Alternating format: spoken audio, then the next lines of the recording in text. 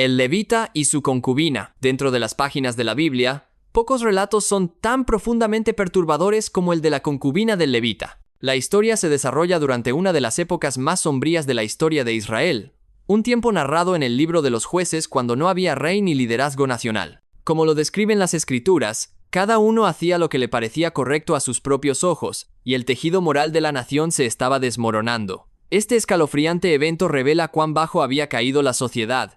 Comienza con un hombre, un levita, cuya esposa o concubina lo abandona y regresa a la casa de su padre. Decidido a reconciliarse, él parte para traerla de vuelta.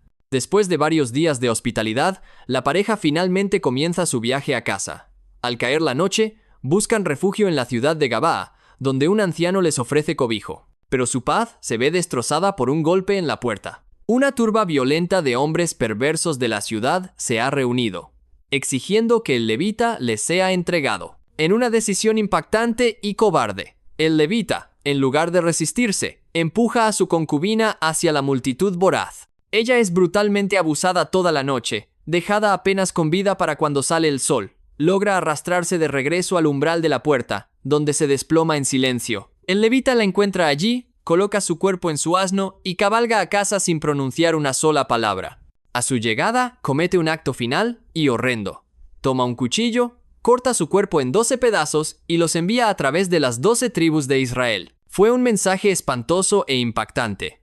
Una antigua convocatoria para que toda la nación fuera testigo del horror y se levantara a la acción. Las tribus se indignaron con razón, y lo que siguió fue una brutal guerra civil contra la tribu de Benjamín, un conflicto nacido de una de las noches más oscuras de la historia de Israel, el voto trágico de Jefté. En el libro de los jueces, la historia de Jefté se erige como un desgarrador testimonio de un voto que nunca debería haberse hecho. Jefté, un juez de Israel, se encontraba al borde de una batalla crucial contra los amonitas. En un momento de fe desesperada, hizo una promesa trágica a Dios. Juró que, si se le concedía la victoria, ofrecería como holocausto a lo primero que saliera de su casa para recibirlo a su regreso. La victoria fue ciertamente suya, pero al acercarse a su hogar, su corazón se hundió. Fue su hija, su única hija, quien salió a su encuentro, celebrando alegremente su triunfo con música y danzas. Jefté quedó destrozado, creyendo que estaba atado por un voto inquebrantable. Su hija, al enterarse de su promesa, no se resistió a su destino. En cambio, con una compostura increíble, pidió 2 meses para ir a las montañas con sus amigas a llorar por la vida que nunca tendría, específicamente que nunca se casaría ni tendría hijos. Jefté le concedió su petición. Después de que pasaron los 2 meses, la Biblia declara que él hizo con ella conforme a su voto. El pasaje sigue siendo ambiguo, dejando a los eruditos debatir si Jefté realmente mató a su hija o si la dedicó a un servicio célibe de por vida en el tabernáculo. El detalle de que ella lloró su virginidad en lugar de su vida da peso a la segunda teoría. Sin embargo, el texto también implica sombríamente que cumplió con su voto original de sacrificio. Independientemente del resultado, esta fue una tragedia que Dios nunca quiso. El sacrificio humano estaba explícitamente prohibido en la ley, una práctica que Dios dejó claro que nunca ordenó, deseó ni siquiera consideró. Eliseo y los osos. Poco después de que el profeta Eliseo heredara el manto de su predecesor, Elías, tuvo lugar un evento extraño e impactante que ha confundido a los lectores durante siglos. Mientras Eliseo viajaba a la ciudad de Betel, un grupo de muchachos salió y comenzó a burlarse de él sin descanso. Se mofaban de su apariencia, gritando, «¡Sube, calvo!». Esto no era simplemente una broma infantil, era un acto de profunda falta de respeto dirigido a un profeta de Dios, el hombre recién confirmado como sucesor de Elías con autoridad divina. En respuesta, Eliseo se volvió, los miró y los maldijo en el nombre del Señor. Lo que sucedió a continuación fue aterrador. 2 osas salieron de los bosques cercanos y despedazaron a 42 de los muchachos. A primera vista, la historia suena como una reacción exagerada y horrible, donde unos niños fueron destrozados simplemente por burlarse de la calvicie de alguien. Pero una mirada más profunda revela capas más complejas. En primer lugar, la palabra hebrea utilizada para describir al grupo puede referirse a jóvenes o mozos, no necesariamente a niños pequeños, lo que sugiere que tenían la edad suficiente para comprender la gravedad de sus acciones. Estaban burlándose intencionalmente del representante elegido por Dios. En segundo lugar, la ciudad de Betel tenía una larga y sórdida historia de idolatría y oposición a los profetas de Dios. El desprecio mostrado por estos jóvenes probablemente reflejaba un rechazo cultural más profundo a la autoridad divina. La historia no dice que Eliseo ordenó a las osas que atacaran, dice que pronunció una maldición, y Dios respondió.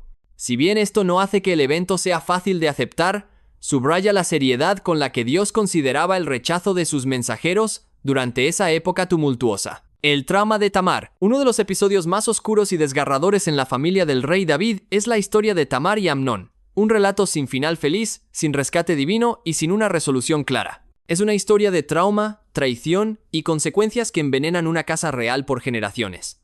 Tamar era la hija del rey David, una princesa celebrada por su belleza y gracia. Su medio hermano Amnón, el hijo mayor de David, se obsesionó con un deseo por ella. No era amor, sino una lujuria corrosiva que él alimentó en lugar de combatir. Ideando un plan perverso, Amnón fingió estar enfermo y manipuló a su padre para que enviara a Tamar a cuidarlo. Cuando ella llegó, completamente inconsciente de sus intenciones, él la forzó a entrar en una habitación a solas con él. A pesar de sus súplicas desesperadas y advertencias sobre la deshonra que sus acciones traerían sobre ambos, Amnón la violó. Inmediatamente después del asalto, su obsesión se agrió en disgusto. La empujó violentamente fuera de la habitación y cerró la puerta tras ella, dejándola completamente humillada. En su dolor, Tamar rasgó su manto real y se cubrió la cabeza con cenizas, una muestra pública del profundo luto por lo que le habían robado. Su hermano de sangre, Absalón, la acogió y le aconsejó que guardara silencio por el momento. Cuando el rey David se enteró de lo sucedido, se enfureció, pero no hizo nada. No hubo justicia para Tamar, ni consecuencias para Amnón, ni consuelo para su hija destrozada. Años más tarde, Absalón tomaría el asunto en sus propias manos y haría asesinar a Amnón en venganza. Pero el daño ya estaba hecho. Tamar vivió el resto de sus días en un silencio apesadumbrado, y la casa de David quedó fracturada para siempre por el crimen que él no castigó. Dios y el espíritu de mentira. En el primer libro de los Reyes, se desarrolla una escalofriante historia sobre el rey Acab de Israel, quien estaba decidido a ir a la guerra para reclamar la ciudad de Ramot de Galaad. Antes de marchar a la batalla, buscó guía divina, reuniendo a sus 400 profetas para preguntar si tendría éxito. Cada uno de ellos le dijo exactamente lo que quería oír. Adelante, vencerás. Pero el rey Josafat de Judá, que se había aliado con Acab, se mostró escéptico. Preguntó si había un verdadero profeta del Señor al que pudieran consultar. A regañadientes, Acab convocó a Micaías, un profeta conocido por decir verdades incómodas. Al principio, Micaías repitió sarcásticamente las palabras de los falsos profetas. Pero cuando Acab lo presionó por la verdad, reveló una visión profundamente perturbadora. Había visto a Dios sentado en su trono, rodeado por las huestes celestiales. Dios preguntó: ¿quién incitará a Acab para que vaya a la batalla y caiga en Ramot de Galaad? Un espíritu entonces se adelantó y se ofreció voluntario, diciendo: yo iré y seré un espíritu de mentira en la boca de todos sus profetas. Y Dios dio su permiso, diciendo: ve y hazlo. Micaías transmitió esta visión a Acab, advirtiéndole que sus profetas no estaban escuchando a Dios, sino que estaban siendo utilizados para atraerlo a su perdición. Acab, sin embargo, ignoró la advertencia, encarceló a Micaías y marchó a la guerra de todos modos, donde murió en batalla tal como Micaías había previsto. Esta historia no trata de que Dios sea engañoso, sino de un rey que había rechazado la verdad durante tanto tiempo que su juicio llegó en la forma de las mismas mentiras que desesperadamente quería creer. La daga oculta de Ahod. La historia de Ahod es uno de los relatos de liberación más inesperados de la Biblia y comienza con Israel sufriendo bajo la opresión. Durante 18 largos años, los israelitas fueron gobernados por el cruel y arrogante rey Eglón de Moab. Finalmente, clamaron a Dios por ayuda, y Dios levantó un libertador en la forma de Ahod. Fue elegido para presentar el tributo de Israel, un pago que significaba su sumisión al rey Eglón. Pero Ahod tenía un plan secreto. Ser zurdo era una rareza en aquellos días, un detalle que lo hacía parecer menos amenazante. Mientras que la mayoría de los guerreros llevaban sus espadas en la cadera izquierda para un desenvaine con la mano derecha, Ahod se ató una espada corta de doble filo en el muslo derecho, oculta bajo su ropa. Era un lugar que ningún guardia pensaría en revisar. Después de entregar el tributo, Ahod despidió a sus asistentes y regresó solo, afirmando que tenía un mensaje secreto para el rey. Eglón, con la curiosidad y el orgullo picados, despidió a sus guardias. Mientras Ahod se acercaba al rey en su sala privada de verano, declaró: «Tengo un mensaje de Dios para ti». Sin nadie más alrededor, extendió su mano izquierda, sacó la espada oculta y la hundió profundamente en el estómago de Eglón. El rey era tan obeso que toda la hoja, empuñadura y todo, desapareció en su cuerpo. Ahod dejó la espada dentro del rey, cerró las puertas de la cámara desde el exterior y escapó. Para cuando los guardias de Eglón se dieron cuenta de que algo andaba terriblemente mal, ya era demasiado tarde. Ahode regresó a Israel, tocó la trompeta para reunir al pueblo y lideró una rebelión exitosa contra los ahora acéfalos moabitas. La tierra, por fin, tuvo paz durante 80 años. El asna que habló. A medida que los israelitas crecían en fuerza y número, su viaje por el desierto infundía miedo en los corazones de muchas naciones. Una de esas naciones era Moab, cuyo rey, Balac, temblaba al ver el éxito de Israel. Creyendo que no podía derrotarlos en batalla, Balac recurrió a un tipo diferente de guerra, la magia y las maldiciones. Sabía de un hombre llamado Balaam, un adivino famoso por el poder de sus maldiciones. El rey Balac envió mensajeros a Balaam ofreciéndole una gran recompensa para que viniera y maldijera al pueblo de Israel. Balaam, tentado por el dinero, dijo a los mensajeros que primero preguntaría al Señor. Para su sorpresa, Dios respondió, prohibiéndole ir o maldecir a Israel, porque eran su pueblo. Por un tiempo Balaam obedeció, pero el rey Balac fue persistente, enviando a oficiales más importantes con promesas de riquezas aún mayores. Esta vez, Dios permitió que Balaam fuera, pero con una condición estricta. Solo podía decir las palabras que Dios le diera. Así, Balaam montó su asna y comenzó el viaje. Pero Dios, viendo que el corazón de Balaam no era puro, envió un ángel para bloquear su camino. Balaam no podía ver al ángel, pero su asna sí. El asna primero se desvió del camino, luego aplastó el pie de Balaam contra una pared, y finalmente se sentó en medio del sendero. Cada vez, Balaam se enojaba más y golpeaba al fiel animal. Fue entonces cuando sucedió algo increíble. El asna habló. Le preguntó a Balaam por qué seguía golpeándola. En ese momento, los ojos de Balaam se abrieron y vio al ángel, quien le advirtió: si tu asna no se hubiera detenido, te habría matado. Al darse cuenta de la gravedad de la situación, Balaam procedió a encontrarse con el rey Balac. Pero en lugar de maldecir a Israel, los bendijo, dejando a Balac furioso pero demostrando que ninguna maldición es más fuerte que la voluntad de Dios. La bruja de Endor. El escalofriante relato de la bruja de Endor que convoca al espíritu de Samuel se encuentra en el primer libro de Samuel, y sigue siendo la única sesión de espiritismo registrada en toda la Biblia. El evento ha provocado siglos de debate. ¿Apareció realmente el profeta Samuel o fue una ilusión demoníaca?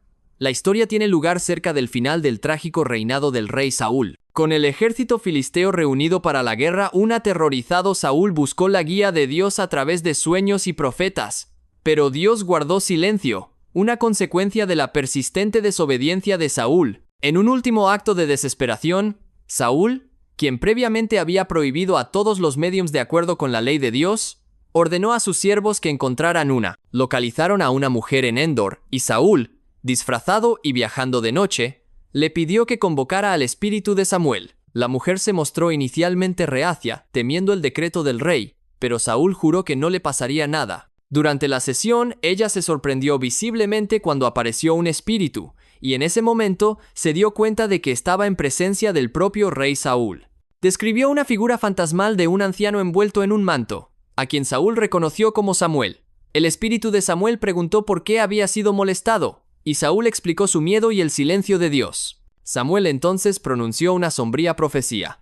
El Señor había rechazado a Saúl, el reino sería entregado a David e Israel caería ante los filisteos. Debido a su desobediencia, Saúl y sus hijos estarían muertos al día siguiente. Saúl se derrumbó de terror. Al día siguiente, la profecía se cumplió.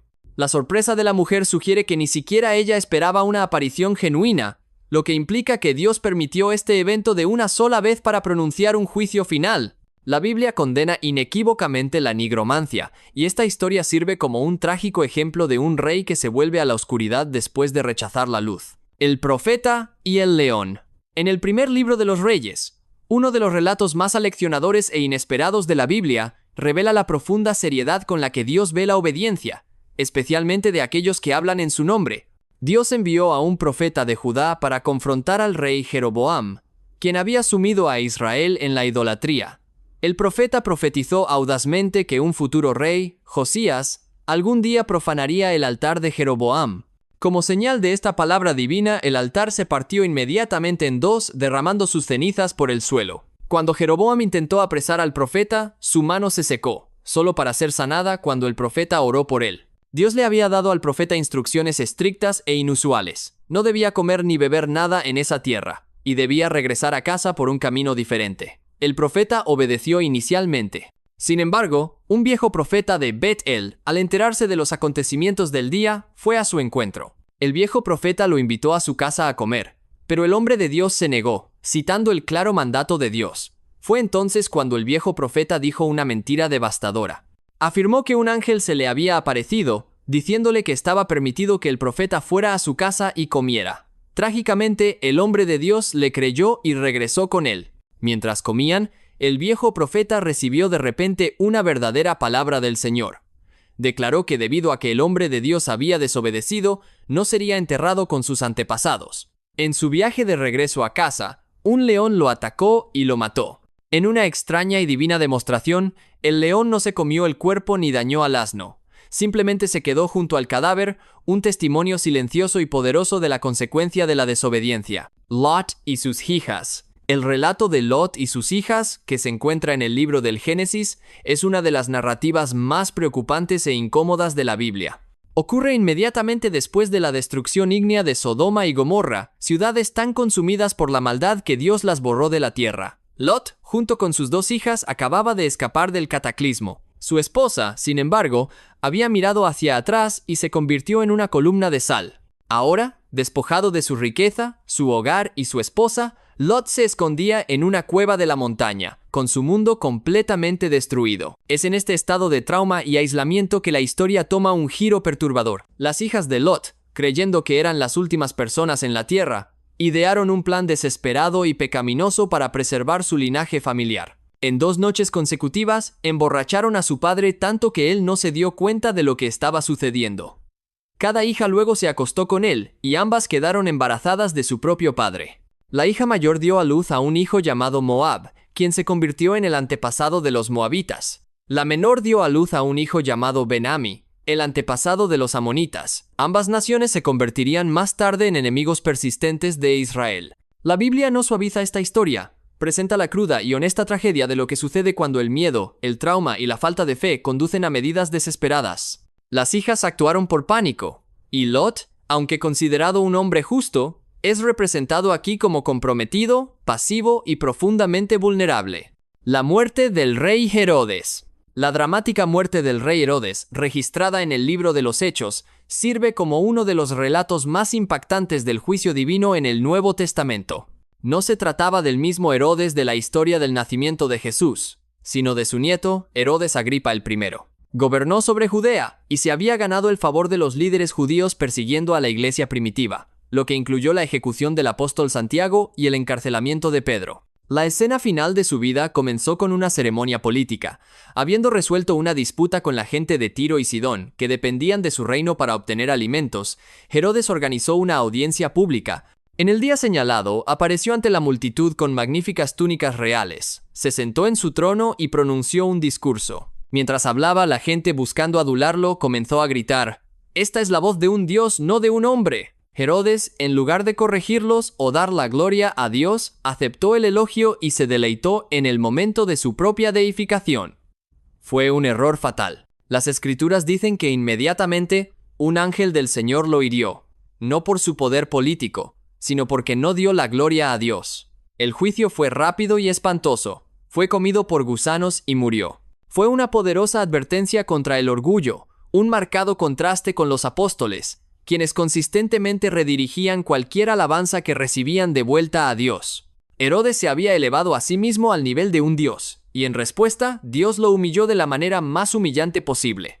La emboscada de la circuncisión. Uno de los episodios más impactantes y violentos del libro del Génesis es la historia de la emboscada de la circuncisión. Comienza cuando Dina, la hija de Jacob y Lea, va a visitar a las mujeres de la tierra. Mientras está allí, es vista por Siquem, un príncipe hebeo local, quien la toma, la viola y luego, paradójicamente, afirma haberse enamorado de ella. Le pide a su padre, Hamor, que arregle un matrimonio. Cuando los hijos de Jacob se enteran de la noticia, se llenan de ira. Hamor y Siquem se acercan a la familia de Jacob, proponiendo una alianza pacífica a través del matrimonio, ofreciendo dejar que su gente viva y comercie juntos. Pero los hermanos de Dina, Simeón y Leví en particular, responden con un engaño frío y calculado. Le dicen a Siquem y a su gente que no pueden dar a su hermana a un hombre incircunciso. Aceptan la alianza matrimonial, pero solo con la condición de que cada varón en la ciudad de Siquem acepte ser circuncidado, tal como ellos lo están. Desesperados por tener a Dina, Siquem y Hamor aceptan y persuaden a todos los hombres de su ciudad para que se sometan al procedimiento. Entonces llega la emboscada. Al tercer día, cuando los hombres de la ciudad están en su punto más vulnerable, todavía con dolor e incapaces de luchar, Simeón y Leví toman sus espadas, asaltan la ciudad y matan a cada varón, incluyendo a Hamor y Siquem. Rescatan a Dina y luego proceden a saquear la ciudad, tomando todo el ganado, la riqueza, las mujeres y los niños. Jacob se horroriza, diciéndole a sus hijos que su traición lo ha convertido en un objetivo para todas las naciones circundantes. Pero ellos responden con una pregunta retórica escalofriante. ¿Acaso debía él tratar a nuestra hermana como a una prostituta? La historia es un complejo tapiz de ira justa y venganza brutal y desproporcionada oculta detrás del rito sagrado de la circuncisión.